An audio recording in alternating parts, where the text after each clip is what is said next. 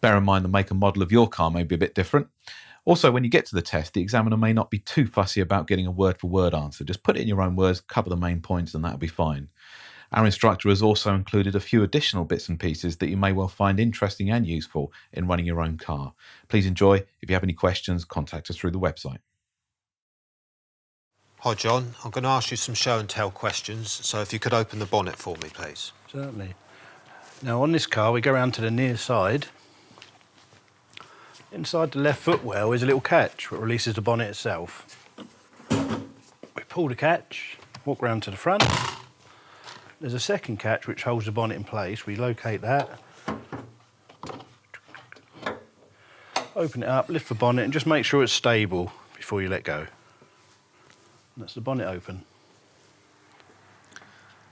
Okay, can you show me where the screen wash reservoir is and how you check it? Okay, now we locate the screen wash by the emblems. There's a little emblem on the cap here, which got water squirting onto a windscreen. There's no maximum level on this, basically you fill it up as much as you can. What you do, you open up the cap, put water in with some windscreen cleaner additive in there, fill it up as much as you can, and then close the cap. How would you check the oil level and where would you check it? Okay, now again we look for the emblems. On this one you've got a little cap here with an oil can. Before you do the oil, what I would make sure is that the engine is cold and the car's parked on level ground. The dipstick on this car is actually built into the cap. A lot of cars have got a separate dipstick, but this one's built in.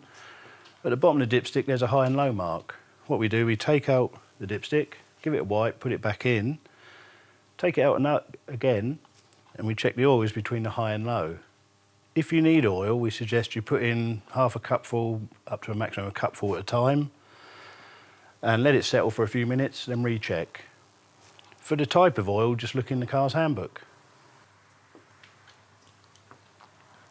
Can you identify the engine coolant reservoir and how you check it? Okay, again, looking for emblems.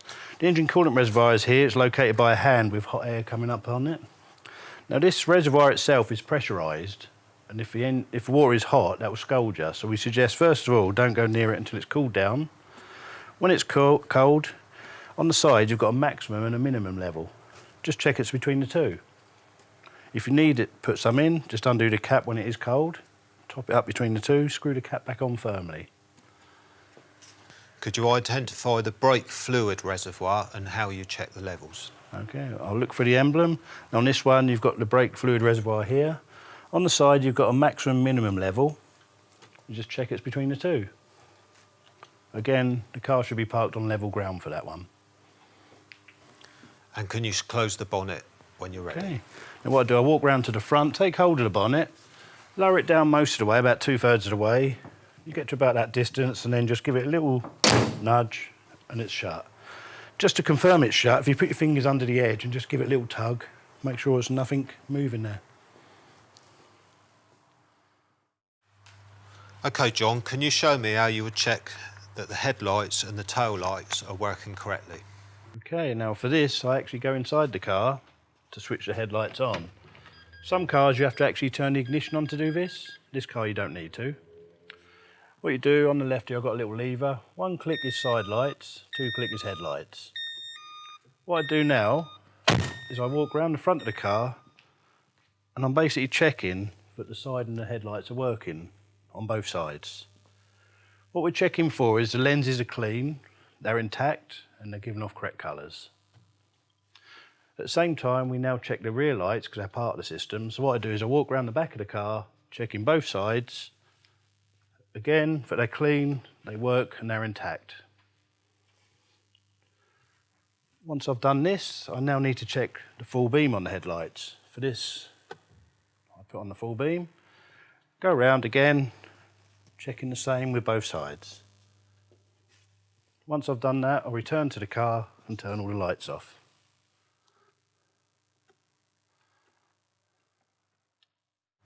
Can you tell me how you know that you're on full beam?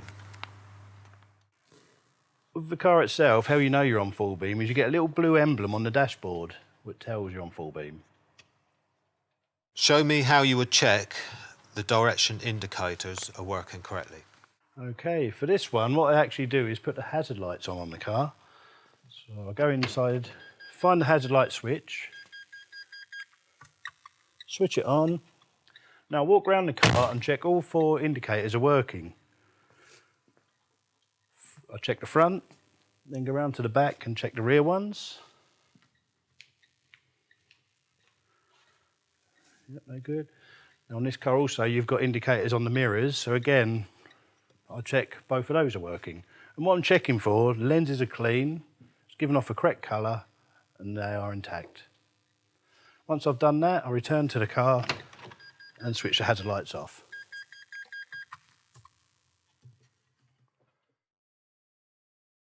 Can you explain how you would check your brake lights if you were on your own? Now ideally you'll be parked where you've got something behind you. As you notice I've got a little wall behind me here. So what I do is I go into the car, switch on the ignition, just on one click. Then I reach in the car with my left or right foot, whatever foot you prefer, push and apply the brake. I'll check on the surface behind me and see that all the brake lights are working there. Might be worth pushing it on and off a couple of times just to make sure it's all working freely. And at the same time, I'd walk around the back of the car, checking the condition of the lens, and it's clean. Once I've done this, return to the car and switch the ignition back off.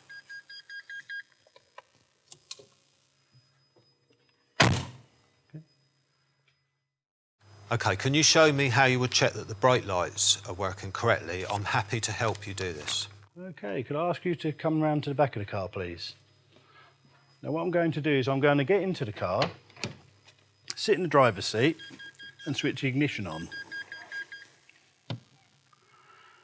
Once the ignition is on, I'm going to now push the brake pedal down, and can you tell me, can you see the red lights at the back coming on? Okay, and now are they off? And I'll try it once more, on again and off. Okay, that's good. And I'll switch the ignition off. Now again, what we do on this, we check the condition of the lens and it's intact after we check it's working as well. Okay, John, what would you check on the tyre for general condition and wear? Okay, now first of all I'd check the general condition of the tyre. What I'm doing, I'm looking at the sidewalls for any nails, bulges, glass, tears, anything alien in the sidewalls. Then I check basically the minimum tread on the tyre. Now the minimum tread on a car is 1.6 mil and it must be for 3/4 of the width and the whole diameter. But when they measure the width, they go from the middle outwards. So that's how you take it. Now, when you look at the tyre itself, you can see a little ridge down here in the tread. That's a tyre wear indicator. You can locate these by going around the outside of the tyre and you'll find either you get a little triangle or letters TWI for tyre wear indicator.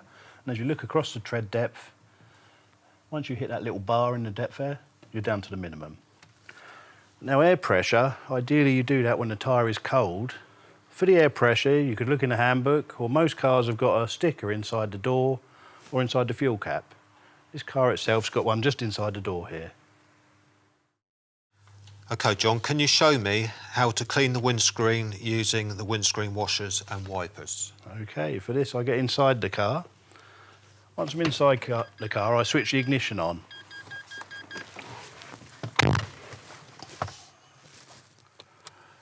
Once the ignition is on, I then locate the windscreen washer lever.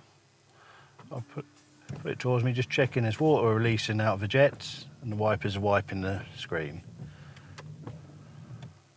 Now for the rear one, switch them on, and again just checking there's water and it's wiping the screen.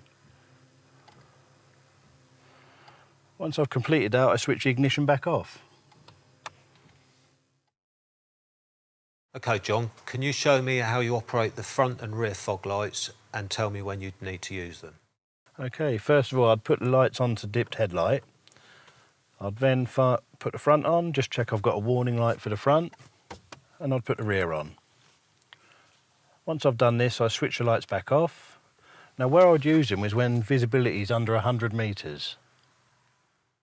Okay, John, can you show me how you would switch the headlights from full beam to dip beam and how you would know when they're on full beam? Okay, for this I'd find the switch, switch it on to dipped headlights.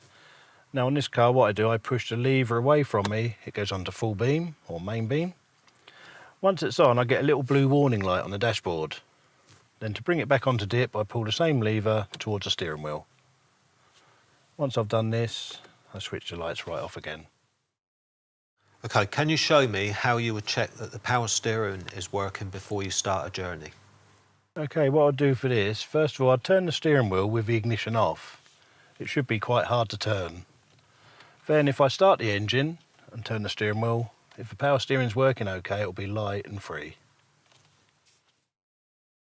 Okay, John, can you show me how you would check the parking brake for excessive wear? Okay, first of all, I'd apply the foot brake.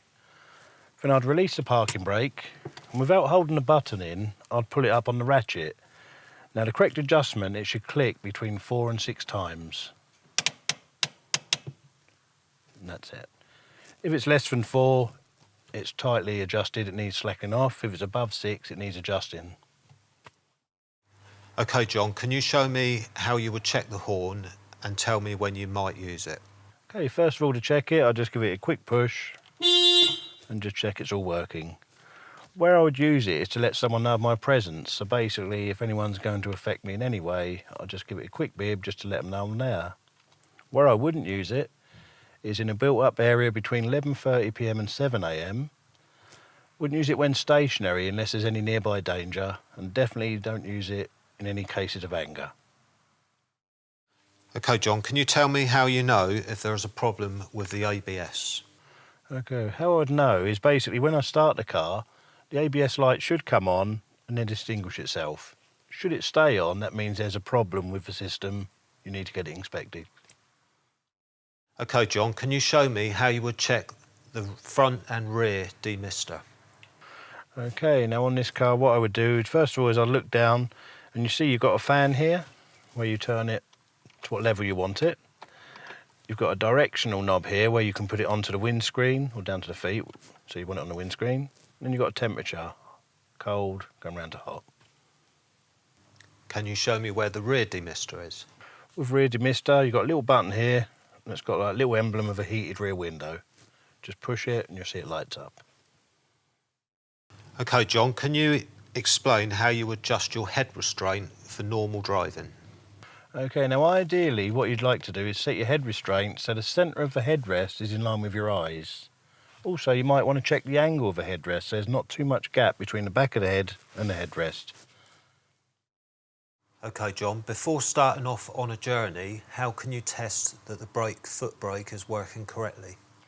Okay, what I'd do for this, I would drive off at a low speed and I'd apply the foot brake, checking it's nice and firm and the car stops in a nice straight line. If the pedal's spongy, then there's an issue with the brakes. I'd pull over and get someone to look at them.